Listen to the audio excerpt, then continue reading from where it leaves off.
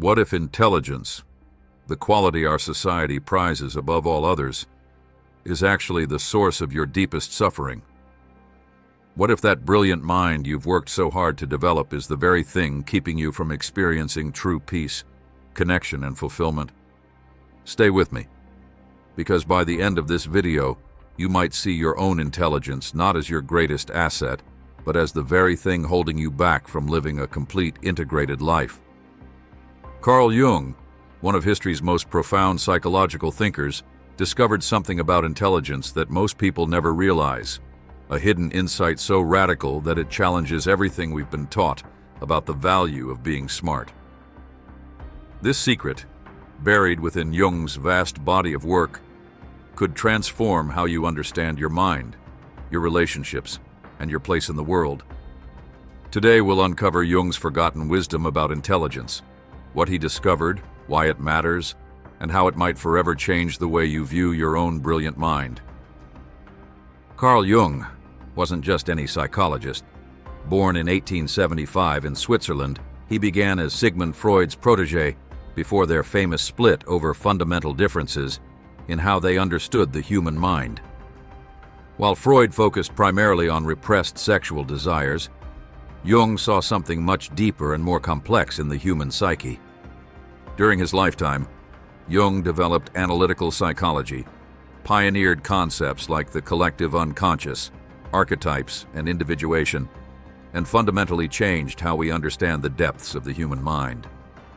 He worked with thousands of patients, many of them highly intelligent, educated people suffering from profound psychological distress despite, or perhaps because of, their intellectual gifts. Jung himself was brilliant. He spoke multiple languages, read extensively across disciplines from alchemy to Eastern philosophy, and produced over 20 volumes of scholarly work. Yet throughout his career, he wrestled with something few people talk about: the psychological dangers of intelligence itself. Jung wasn't interested in flattering us with comfortable ideas about human potential. Instead, he ventured into the shadows of the human condition, exposing uncomfortable truths. And one of his most striking revelations was about the hidden cost of intelligence. To Jung, intelligence wasn't merely the ability to solve problems or accumulate knowledge. It was a psychological function that, when overemphasized, created a dangerous imbalance in the psyche. He observed a troubling pattern. The more intelligent his patients were, the more they struggled with specific psychological problems that less intellectual people often avoided. Think about it. Have you ever noticed how your analytical mind often gets in the way of your happiness? How the more you understand about the world, the harder it becomes to simply enjoy life? That's precisely what Jung recognized. Here's the paradox Jung uncovered. Intelligence heightens our consciousness, but it also deepens our disconnection from other essential parts of ourselves. The brighter the light of intellect, the more it casts other aspects of our being into shadow.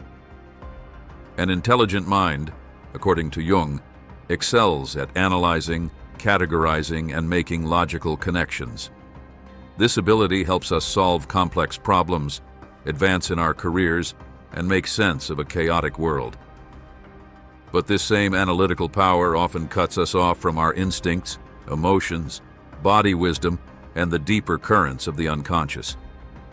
Jung wrote, "One of the most difficult tasks men can perform is the invention of good games for children.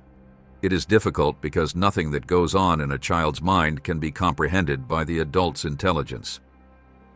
This seemingly simple observation contains a profound truth. There are forms of wisdom that intelligence cannot grasp, perspectives it cannot access, experiences it cannot interpret. While others in Jung's time celebrated the triumph of human reason, Jung saw the shadow side of our intellectual development. He recognized that as modern humans became more intelligent, they also became more psychologically fragmented, more alienated from nature, more disconnected from their dreams, intuitions, and bodily wisdom. For many of Jung's highly intelligent patients, this fragmentation manifested as a profound sense of emptiness. Despite their achievements and knowledge, They felt something vital was missing from their lives. They couldn't feel truly connected to others, couldn't access genuine joy or spontaneity, couldn't find meaning beyond intellectual pursuits. Does this sound familiar? Have you ever felt that the more you understood the world, the more alienated or empty you became? That's exactly what Jung observed in his clinical practice. The intelligent mind, Jung discovered, creates a specific kind of shadow. The disowned, rejected, or unrecognized aspects of ourselves that we push into unconsciousness. And paradoxically, the more intelligent we are, the deeper and more complex our shadow becomes. Jung defined the shadow as that which we do not wish to be. For the highly intelligent person, the shadow often contains all that defies rational explanation: emotional reactions, irrational fears, bodily sensations, intuitive hunches, and primitive instincts. These elements don't disappear simply because we ignore them. They go underground, gathering energy in the unconscious, where they can erupt in destructive or unexpected ways. The intelligent person's shadow often manifests as persistent overthinking, rumination, and analysis paralysis. Have you ever been unable to make a simple decision because you kept analyzing all possible outcomes? Have you spent sleepless nights turning problems over and over in your mind without resolution? Jung would say this is your overdeveloped intellect cutting you off from your intuitive knowing. A patient of Jung's, a brilliant university professor, came to him suffering from crippling anxiety despite his academic success. He could analyze his condition with remarkable insight, yet couldn't find relief. Jung noted that this man knew everything and understood nothing. His intellectual understanding of his condition actually prevented him from experiencing the emotional and instinctual wisdom that would lead to healing. Jung observed that highly intelligent people often struggle particularly with existential questions. Their minds can contemplate the vastness of the universe, the inevitability of death, the apparent meaninglessness of existence. Yet they lack the psychological tools to integrate these realizations in a healthy way. Intelligence allows us to see through comforting illusions, but doesn't necessarily provide us with alternatives. This creates a specific kind of alienation. The highly intelligent person often feels like an outsider, unable to share their perceptions with others, unable to find comfort in conventional answers. As Jung wrote, loneliness does not come from having no people about one, but from being unable to communicate the things that seem important to oneself. The intelligent mind's difficulty with simple acceptance creates another burden. While less analytical people might find peace in basic pleasures, routines, or traditional beliefs, the highly intelligent person often finds these inadequate. They see the contradictions, the limitations, the flaws in every system, every pleasure, every relationship. This critical awareness can rob life of its simple joys. How often has your intelligent mind kept you awake at night, unable to silence the constant analysis? How many times have you wished you could just turn off your thoughts, even for a moment, and experience peace? This struggle, Jung would say, is the hidden cost of intelligence. But Jung's insights go deeper still. He recognized that human consciousness is divided into 4 primary functions: thinking, feeling, sensation, and intuition. Ideally, a person develops all 4 functions in balance, using each when appropriate. But most people, especially in Western culture, overemphasize one function while neglecting others. For intellectual types, thinking becomes the dominant function, while feeling, the ability to value things, to know what matters, to connect emotionally, remains undeveloped. Jung called this neglected aspect the inferior function, and believed it was the source of many psychological problems. He observed that highly intelligent people often struggle with personal relationships precisely because their feeling function remains primitive and undeveloped. They can analyze human behavior brilliantly, but fail to connect on an emotional level. They understand the mechanics of relationships, but miss their meaning and value. Jung wrote, "Where intellect reigns supreme, there is no love." This isn't to say intelligent people can't love, but rather that their intelligence alone cannot guide them in matters of the heart.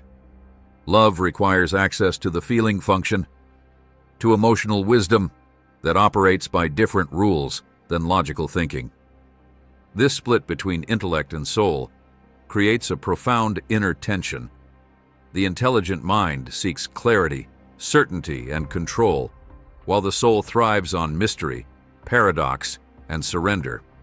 When we identify too strongly with our intellect, we starve the soul of what it needs, creating an inner landscape of drought and desolation. Jung witnessed this soul starvation in many of his patients, successful, brilliant individuals who, despite their achievements, felt their lives lacked meaning. He noted that about a third of my cases are suffering from no clinically definable neurosis, but from the senselessness and emptiness of their lives. This emptiness, he believed, came from an over-reliance on intellect at the expense of other ways of knowing. Think about the most intelligent people you know. Are they also the happiest? Do they feel deeply connected to others, to nature, to something greater than themselves? Or do they often seem isolated in their brilliant minds, unable to find the satisfaction they seek through intellectual pursuits alone? Jung's concept of the collective unconscious offers another perspective on the limits of intelligence. He proposed that beneath our personal unconscious lies a deeper layer shared by all humanity, a reservoir of primordial images, instincts, and patterns he called archetypes. This collective wisdom, accumulated over millennia of human experience, speaks not through concepts, but through symbols, dreams, and synchronicities. The problem? Intelligence often blocks access to this deeper reservoir of wisdom. The rational mind dismisses dreams as meaningless, coincidences as random, and symbolic thinking as primitive. It rejects what it cannot measure, categorize, or explain. In doing so, it cuts us off from an ancient source of guidance and meaning. Jung studied indigenous cultures extensively and noticed something striking. People in these societies, while less developed intellectually by Western standards, often demonstrated a psychological integration and spiritual connection that his educated European patients lacked. They lived in harmony with their dreams, their bodies, their communities, and the natural world. Modern people, by contrast, have gained tremendous intellectual capacity but lost touch with these deeper ways of knowing. As Jung put it, we have conquered nature at the expense of our souls. Our intelligence has given us unprecedented power over the external world while leaving our inner world impoverished. This disconnection manifests vividly in dreams. Jung found that the dreams of highly intelligent people often contain particularly wild, primitive, or disturbing imagery, as if the unconscious were compensating for the one-sidedness of their conscious attitude. The more rational and controlled the waking mind, the more chaotic and emotional the dream life. Have you ever had dreams that seem to mock your carefully constructed worldview? Dreams filled with emotions, impulses, or images that your rational mind would never acknowledge? Jung would see these as attempts by your psyche to restore balance, to reconnect you with neglected aspects of yourself. But Jung didn't advocate abandoning intelligence. Instead, he proposed a path of integration and wholeness through what he called the individuation process. This lifelong journey involves recognizing, accepting, and integrating all aspects of the self, including those that intelligence rejects or cannot comprehend. Individuation doesn't mean regressing to a pre-rational state. Rather, it means expanding consciousness to include both rational and non-rational ways of knowing.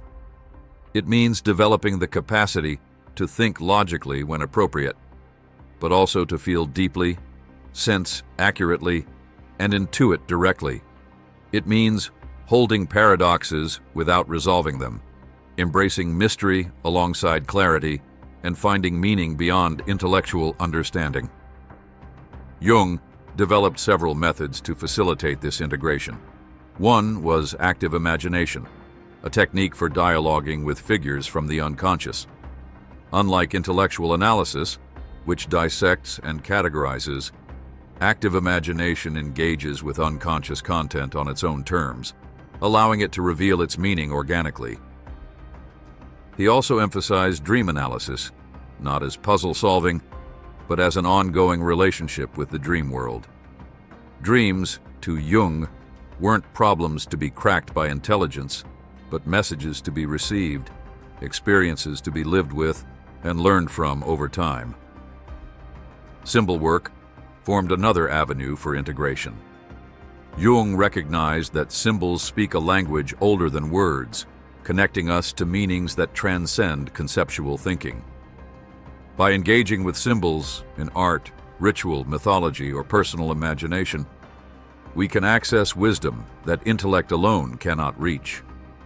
For the intellectually gifted person, Jung prescribed specific practices to balance their dominant thinking function. These included developing body awareness through physical activities that require presence rather than analysis. Dance, hiking, martial arts, or simply paying attention to bodily sensations can reconnect the intellectual person with their neglected physical wisdom. Cultivating emotional intelligence by naming feelings, expressing emotions appropriately, and listening to others with empathy rather than analysis. This develops the feeling function that often remains primitive in highly intellectual types, exploring creative expression without judgment or critique.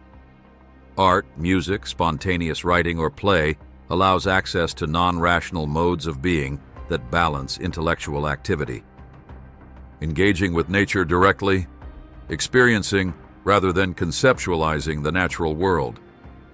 Jung believed nature could teach what books cannot about belonging to something greater than oneself. Practicing periods of not knowing, deliberately setting aside analysis, and living with questions rather than rushing to answers. This creates space for intuition and direct experience to emerge. How do you know when your intelligence is working against you? Jung identified several warning signs: persistent anxiety despite understanding its causes, inability to make decisions despite thorough analysis, emotional numbness or disconnection, despite intellectual insight, loss of meaning, despite accomplishment, or dreams that consistently compensate for conscious one-sidedness. If you recognize these patterns in yourself, Jung would suggest not trying to think your way out of them. Instead, attend to what your intellect usually ignores: bodily sensations, emotional responses, intuitive hunches, dreams, synchronicities, and the call of your deeper self. How might your life change if you could balance your intellectual gifts with deeper intuitive wisdom? What possibilities might open if you could access all your ways of knowing, not just rational thought? Jung believed there exists an intelligence beyond intelligence, a wisdom that transcends the thinking function alone. He called this the self, distinguishing it from the ego. While the ego, especially in intellectual types, identifies primarily with conscious thinking, the self encompasses the totality of the psyche, both conscious and unconscious. This larger intelligence operates through what Jung termed synchronicity, meaningful coincidences that cannot be explained by cause and effect. It speaks through symbols rather than concepts, patterns rather than logic, wholeness rather than analysis. It knows by direct participation rather than objective observation. Jung's investigation of Eastern philosophical systems, particularly Taoism and various forms of yoga, convinced him that these traditions understood something Western rationalism had forgotten. The integration of opposites leads to a higher form of knowing. Conscious and unconscious, thinking and feeling, spirit and matter, these are not ultimately separate, but complementary aspects of a greater whole. This understanding led Jung to a paradoxical truth. Sometimes you must not know to truly understand. The intellectual who clings to certainty, who must explain everything, who cannot tolerate ambiguity, cuts themselves off from deeper realizations. As Jung put it, the greatest and most important problems of life are all fundamentally insoluble. They can never be solved, but only outgrown. This doesn't mean abandoning rationality, but rather recognizing its limits. The intellect is a wonderful tool for certain tasks, but inadequate for others. It can explain how, but not why. It can describe, but not value. It can analyze parts, but struggles to comprehend wholes. The truly wise person knows when to think and when to surrender thinking for other modes of knowing. Jung himself embodied this integration. Despite his formidable intellect, he remained open to dreams, visions, and synchronicities. He created art, built with stone, and engaged with nature. He treated the unconscious not as material to be analyzed, but as a living reality to be encountered. His most profound insights came not from thinking alone, but from the integration of thinking with other ways of knowing.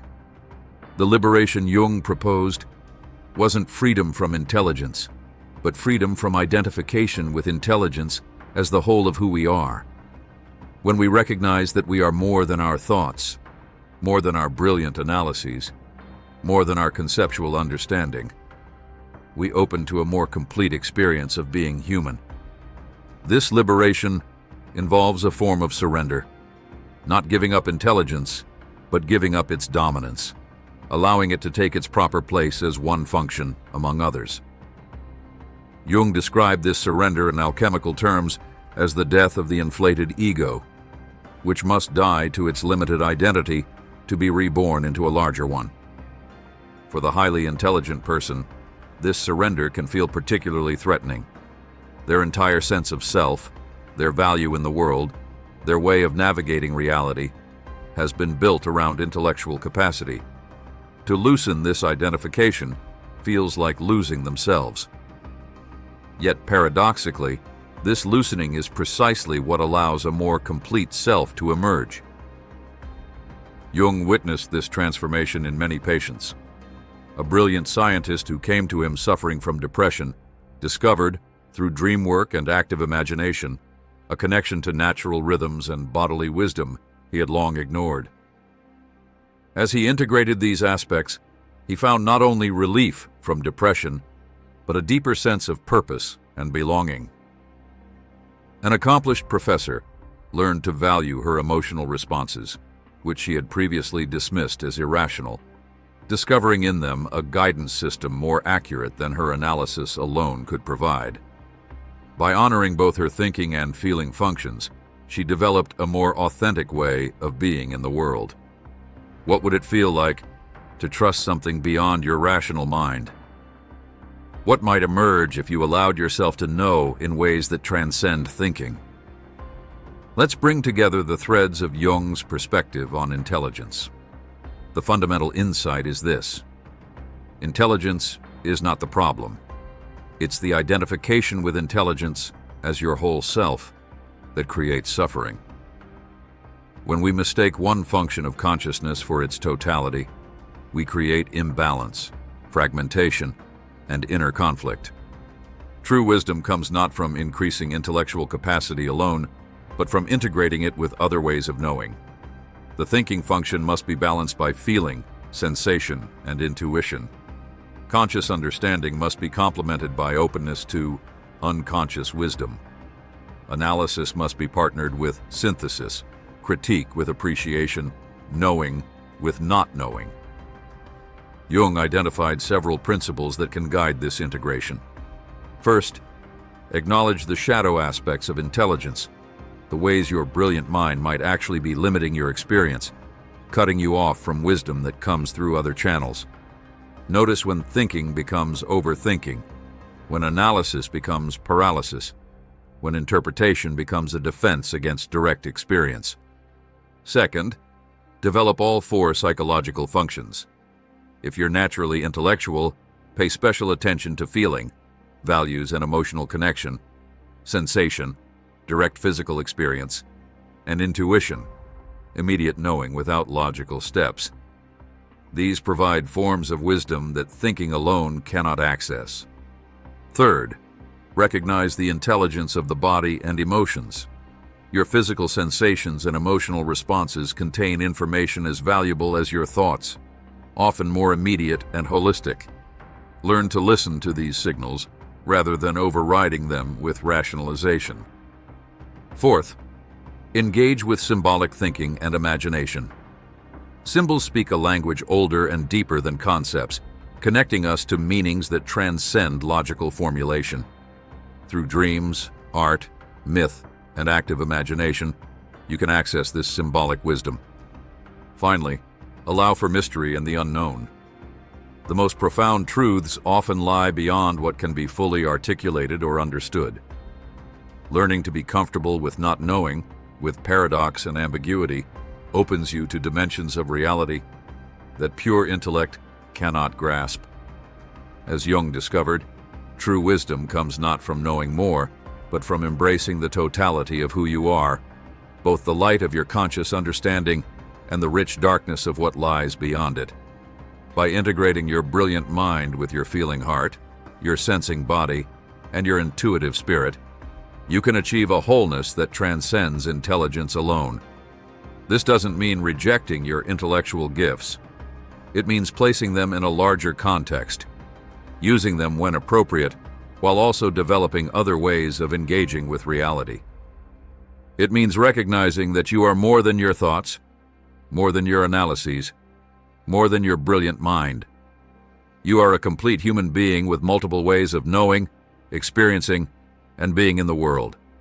So the next time you find yourself trapped in overthinking, caught in analysis paralysis, or feeling disconnected despite your understanding, remember Jung's hidden secret. Intelligence is a wonderful servant, but a terrible master. When you allow your whole self to emerge, intellect in balance with other aspects of your being, you discover a way of living that is richer, deeper, and more fulfilling than intelligence alone could ever provide. What parts of yourself have you neglected in pursuit of intellectual understanding? How might you begin to reclaim these aspects, to integrate them into a more complete way of being? Share your thoughts in the comments below, and let's continue this conversation about the hidden costs and ultimate transcendence of intelligence. Because, as Jung himself discovered, the most profound wisdom often lies not in brilliant thoughts, but in the integration of thinking with other ways of knowing, a wholeness that contains, yet transcends intelligence itself.